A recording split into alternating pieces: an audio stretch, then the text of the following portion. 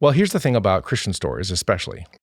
We really want our Christian stories to be tied up nicely in a bow, wrapped up so nice and neat. I had a problem. I prayed for it. God showed up and healed it. There, we're great. Praise God. Woo. And that's most Christian movies and that's most Christian songs. And it's way neater than our lives are messy. It's not real. And it doesn't touch the core of my need. Yeah. And when you're talking to parents and families, especially if you're in ministry and you want to be able to reach them and serve them, and we come up with our clever talks and our clever series. But if they're sitting there thinking, you know what the number one fear I have right now is I just sent my kid off to school. Is my child safe? And I'm worried about that. Turns out the number one worry for parents today with their kids in school is my child safe? Yeah. And you know what school districts are doing? School districts are now saying, hey, we think we should probably take phones away from kids all day because we think phones are bad for them. They're right. We should be doing that. We never should have put phones in the hands of kids in the first place.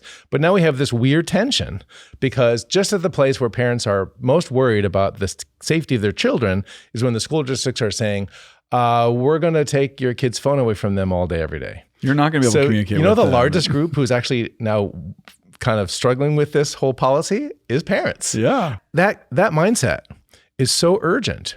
When your kid's in trouble, it's hard to hear anything else. Yeah. And yet if we walk into a church where the messaging is too neat and too tidy, it's going to feel tone deaf. Yeah. Yeah. And so getting back to your question. Well, and it's not going to help people. Like they may think it's good, right? Because it is a perfect story. It's about Jesus. Of course. But it's not actually helping them live the way of Jesus on a day-to-day basis.